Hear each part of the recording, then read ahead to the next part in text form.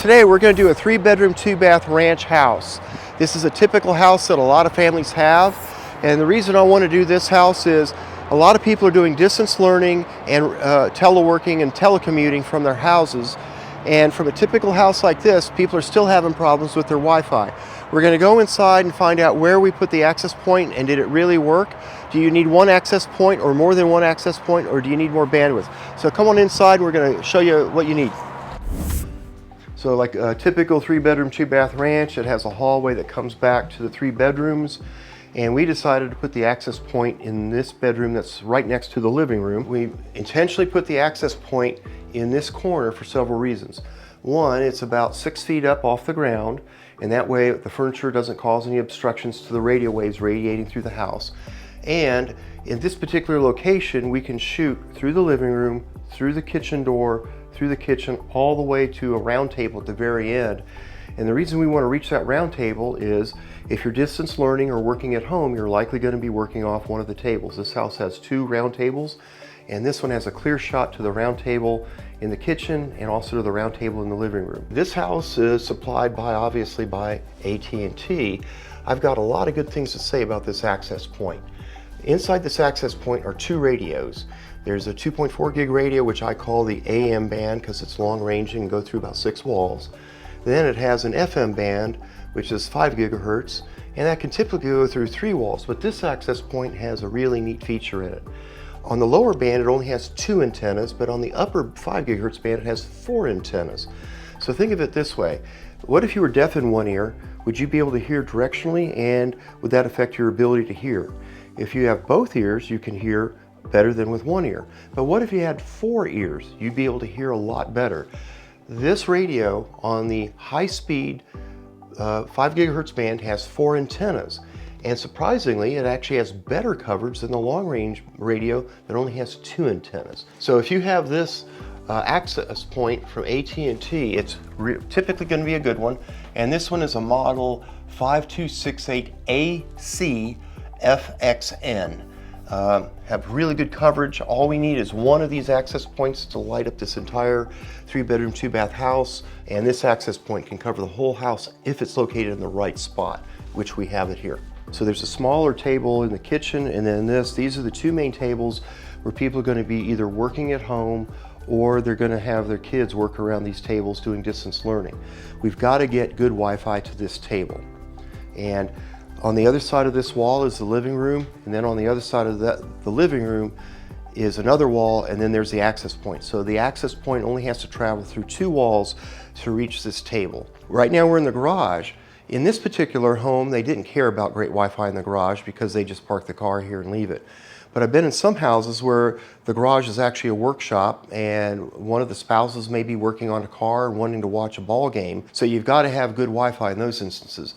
I suspected in this particular house that we would have crummy Wi-Fi in this garage, but when we look at the software, we're going to find out what the 4 antennas with the MIMO feature did from that access point. And I just said the word MIMO. It's an outstanding feature that's worth the extra money if you have to buy an access point. I'm going to have a separate video that talks about MIMO. It's one of the most exciting, amazing technologies to ever come along for radio in a long time, and it's absolutely well worth the extra money to get a MIMO feature in your access point. So what we're looking at here is I've got 2 versions of my diagnostics software running. One shows a Google satellite image, and this is the house, the 3-bedroom, 2-bath house that we walked around. This is the backyard, and this is the front yard, and these green lines represent where I walked with this device to measure the Wi-Fi power levels. Wherever this thing goes, it's recording. I also walked all throughout the house. We walked through the garage, you can see we walked through the living room, through all the bedrooms. And what is a really interesting thing to know is how far does the Wi-Fi travel in this house. So right here in this one of the 3 bedrooms, we put the access point, and the specific reason we put it there is we wanted to find out if it would travel through the wall, through the living room, through the kitchen to reach this round table that we're sitting at right here. So I simulated the access point being placed in this particular spot, and notice that it actually goes right through the kitchen door and illuminates the round table, but we were predicting to have a possible dead zone on the big 6-place round table where somebody could possibly be distance learning or working from home. A lot of people prefer to have the access point hidden away because they think it's ugly and unsightly. So the best balance was to move the access point into this corner of this bedroom, and we get good Wi-Fi. Wherever that's yellow to green, it's great Wi-Fi. You're going to get 5 meg or better. But we were expecting to have a little bit of a problem at the one round table due to the chimney. Right now we are looking at the 2.4 gig lower band, 2 antennas, and the AT&T access point is completely lighting up the whole house except right on top of the washer and dryer in the laundry room and pieces of the garage. This is what we predicted it to do, and this is what the AT&T access point's really doing. It's really doing a lot better than we thought it would. Now if we switch to the 5 gigahertz band, we really want the 5 gigahertz band because it's typically 4 times faster and has almost no noise in it. If we switch over to that, this is what we predicted on 5 gigahertz, and look what we get on the AT&T access point. It completely fills the whole house with just one access point. And the reason why we're getting better coverage on 5 gig than 2.4 gig is we have 4 antennas on the 5 gigahertz, but only 2 antennas on the 2.4 gig. So the AT&T access point supplied to this house, it's made by Eris, is outstanding. And if it's put in the right place, it can light up the whole house. So putting the access point approximately in the middle of the house and knowing the places that you have to hit, we're sitting at the table and looking through the kitchen. We're looking through one wall and we can see the access point, and this is the simulated, and this is what we actually measured. So you don't need to go to the store, and you don't need to buy repeaters, you don't need to buy more access points. The chances are in this house, all you have to do is move the access point. So in summary, what can we do for free? What can we do that's low cost, and when do we go big? In this house, the free thing that we did was we had the access point installed at the highest piece of furniture in this bedroom. It's 7 feet above the ground, so it clears all the obstacles in the house.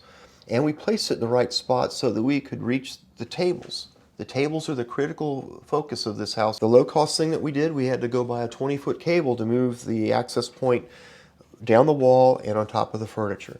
Go big? There's no reason to do that. AT&T supplies such an outstanding access point that it actually lights up the garage too. So if you have a 3-bedroom, 2-bath house, you don't need to buy more bandwidth, you don't need to buy more access points or repeaters, you just need to move the one access point to the right spot. So what was a big surprise in this house is we had an extra access point that we didn't know was in here. And it turns out it is this access point.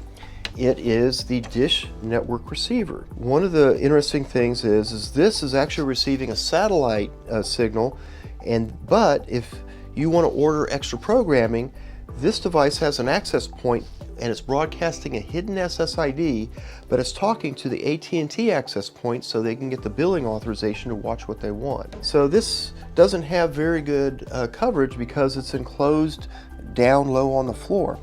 But it's close enough to the main access point where it has good signal coverage, and it does not interfere with the Wi-Fi in the house.